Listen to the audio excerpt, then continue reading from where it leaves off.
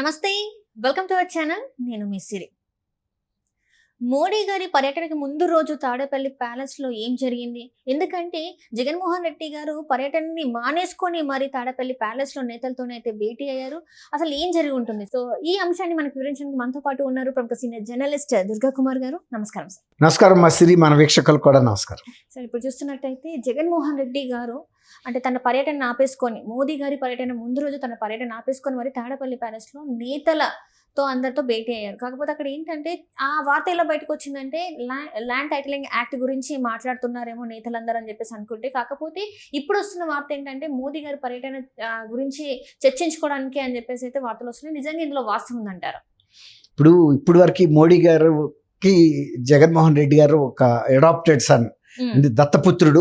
ఆయన ఏది కోరితే అది జరుగుతుంది, కేంద్రం ఈయన ఏది అడిగితే అది ఇస్తుంది, ఈయనకి అక్కడ ఎదురు లేదు అనే ఒక అభిప్రాయం ఏర్పడింది. అది ఆంధ్రప్రదేశ్ ప్రజలందరికీ తెలుసు.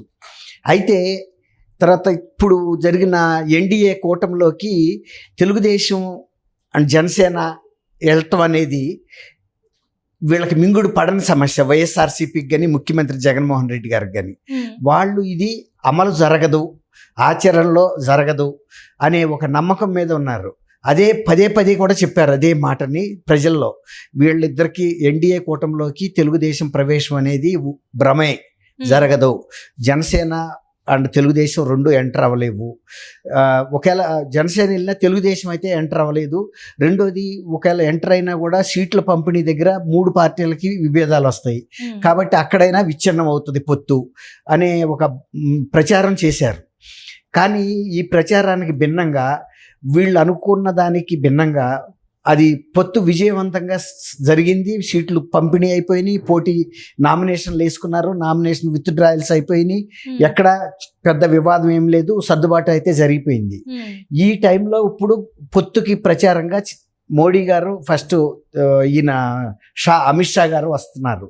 అమిత్ షా గారు వచ్చాడు, ఒక అటాక్ చేశాడు. మోడీ గారు గతంలో ప్రజా గర్జన అది చిలకలూరుపేటలో జరిగిన ఆ సభలో పెద్దగా ఈయన జోలికి రాలా, ముఖ్యమంత్రి గారి జోలికి. ఇప్పుడు ఈసారి మాత్రం చాలా గట్టి విమర్శలు చేస్తాడు. ఈ వైఫల్యాల మీద అవసరమైతే జైలుకి కూడా పంపిస్తామనే మాటలు కూడా వస్తాయి అనేది వీళ్ళు ఊహించారు. ఇక ఎందుకంటే ప్రైమ్ మినిస్టర్ని వీళ్ళేమి ఇవాళ శాసించే దశలో లేరు. గతంలో అంటే ఏదైనా రాజ్యసభలో మద్దతు కోసం వాటి కోసం అప్పుడైనా కూడా బీజేపీ వైఎస్ఆర్సీపీని బతిమాలుకునే పరిస్థితి ఏం లేదు. ఎందుకంటే జగన్మోహన్ రెడ్డి గారి మీద ఉన్న కేసులు అంత బలమైన కేసులు ఉన్నాయి, అన్ని సంఖ్యాపరంగా ఎక్కువైన కేసులు ఉన్నాయి, అన్ని కేంద్ర దర్యాప్తు సంస్థల చేతుల్లో ఉన్నాయి. కాబట్టి ఈయన వాళ్ళని బీజేపీని ఏ రోజు కమాండ్ చేయలేని పరిస్థితి. వాళ్ళు ఎప్పుడు తలుచుకుంటే అప్పుడు జైల్లో పెట్టగలిగిన పరిస్థితి బీజేపీకి ఆనాడు ఉంది, ఈనాడు ఉంది. కాకపోతే ఇప్పుడు బహిరంగ విమర్శలకి వస్తున్నారు కాబట్టి దీన్ని మనం ఎలా ఎదుర్కోవాలి, ఏ విధంగా స్పందించాలి. అతిగా స్పందించినా ఉద్రిక్తత ఏర్పడుతుంది రెండు పార్టీల మధ్యలో. మరీ సైలెంట్గా ఒప్పుకున్నా ప్రజల ముందు తప్పు ఒప్పుకున్నట్టు అవుతుంది. కాబట్టి దీన్ని ఒక ఎలాంటి వ్యూహంతో మనం ఎదుర్కోవాలనే దానికోసమే ఆయన ఆ రోజు రెస్ట్ ఇవ్వటం, ప్రధాని షా గారి వ్యాఖ్యలన్నీ చూసుకుని దాన్ని బట్టి గతంలో కూడా కేంద్ర మంత్రులు రాష్ట్ర ప్రభుత్వం మీద చాలా ఘాటైన విమర్శలు చేసిన సందర్భంలో కూడా వీళ్ళు పట్టించుకోనట్టుగానే వదిలేశారు, అన్నోటీస్డ్గా. పట్టించుకుంటే గనక వీళ్ళకే నష్టం. ముళ్ళెళ్ళి అరిటాకు మీద పడ్డా, అరిటాకు వచ్చి ముళ్ళు మీద పడ్డా అరిటాకే నష్టం. కాబట్టి వైఎస్ఆర్సీపీ జగన్మోహన్ రెడ్డి గారి పరిస్థితి చాలా సున్నితమైన పరిస్థితి. కాబట్టి గతంలో చాలా ఇప్పుడు రాజ్నాథ్ సింగ్ గారు ఇలాంటి వాళ్ళు విమర్శించారు.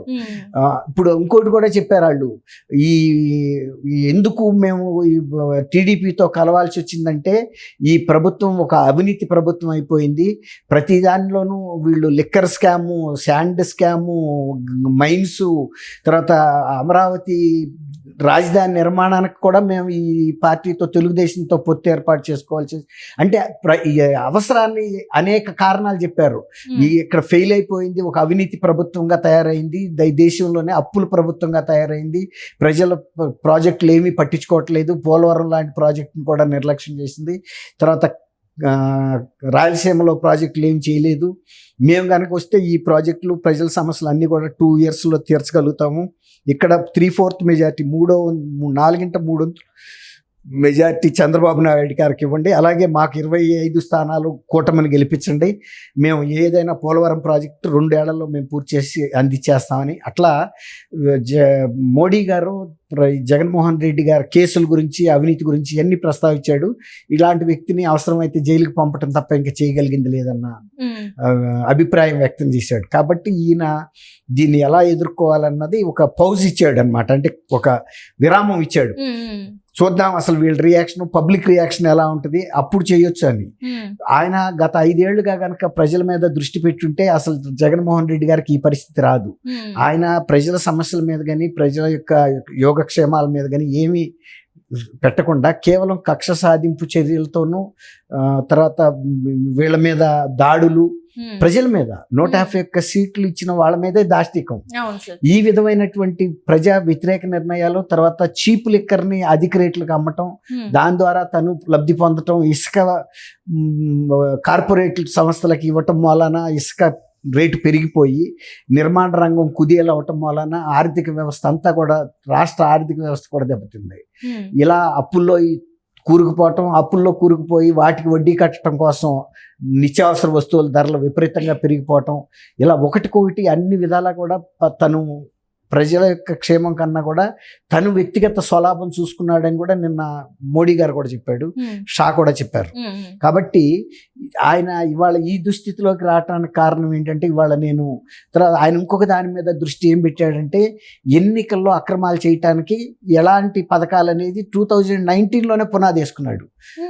అప్పటి నుంచి అదే కార్యక్రమం మీద ఉన్నాడు. ఈసారి 2024లో నేను ఫెయిర్గా ఎలక్షన్లు జరిగితే గెలవను, ఎందుకంటే నేను చేసింది ఏమి చేయదలుచుకోలే. అతను రూటే వేరే తీసుకున్నాడు. మీరు బెంగళూరు రూట్కి వెళ్తేప్పుడు విజయవాడ రాదు కదా, మీరు బెంగళూరు రూట్లో ప్రయాణిస్తున్నారు, విజయవాడ రాదు ఇక. కాబట్టి మీరు బెంగళూరు వెళ్తే ఏం చేయాలో ఆలోచించుకోవాలి. ఆయన అదే ఆలోచించుకున్నాడు, నేను ప్రజల కోసం, అభివృద్ధి కోసం చేసేది ఏమి ఉండదు, నా సొంతానికి చేసుకుంటాను, మిగిలినవన్నీ కూడా ప్రజల మీద వ్యతిరేకమైన నిర్ణయాలు ఉంటాయి. కాబట్టి వాలంటీర్ వ్యవస్థను పెట్టాడు, వాళ్ళ ద్వారా దొంగ ఓట్లు చేర్చొచ్చు. తర్వాత పోలీస్ అధికారులను తనకు నచ్చిన వాళ్ళని పెట్టుకున్నాడు. తన సొంత జిల్లా వాళ్ళని, తన సొంత సామాజిక వర్గమే టాప్ ఇది అంతా సర్కిల్లో. ఎలాంటి డీజీపీ ఆయన సామాజిక వర్గం జిల్లా, తర్వాత సిఎస్ ఆయన సామాజిక వర్గం ఆయన జిల్లా, సజ్జల రామకృష్ణారెడ్డి ఆయనకి బంధువు సామాజిక వర్గం, తర్వాత విజయసాయి రెడ్డి, తర్వాత ఈ సుబ్బారెడ్డి, వీళ్ళందరూ కూడా సుబ్బారెడ్డి, వీళ్ళంతా కూడా క్వార్టరీ అంతా కూడా ఒకటే ప్రాంతం వాళ్ళు. డీజీపీ కూడా అదే ప్రాంతం కదా, అందుకే రాజేంద్రనాథ్ రెడ్డి. అట్లా ఇది ఎట్లా తయారైందంటే, వీళ్ళు ఎట్లా దీని మీద కేంద్ర ఎన్నికల సంఘం కూడా ఈ విషయాలన్నింటినీ గమనించి ఈ ఒక్కటిగా ఓడగొట్టుకుంటా వచ్చింది. తర్వాత జిల్లా కలెక్టర్లు, ఎస్పీఎల్ని అందరినీ, మొన్న కాంతి రాణా టాటాని, తర్వాత రామాంజనేయులు, డీజీ క్యాడర్ ఆయన్ని కూడా తీసేసింది.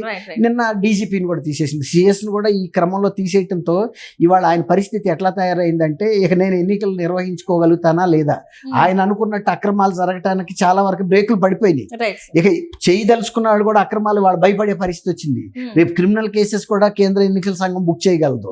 కాబట్టి ఆయన అనుకున్నది జరగటం లేదనే ఒక నిరుత్సాహం నిన్న బందర్ ఎన్నికల సభలో ఆయనే చెప్పేశాడు. ఒక ముఖ్యమంత్రి అయ్యిండి ఎన్నికలు నిర్వహిస్తానో లేను అంటే నువ్వు అనుకున్నట్టు నిర్వహించలేకపోవచ్చు, కానీ ఎన్నికల నిర్వహణ కేంద్ర ఎన్నికల సంఘం చూసుకుంటుంది, నీ ప్రమేయం ఉన్నా లేకపోయినా.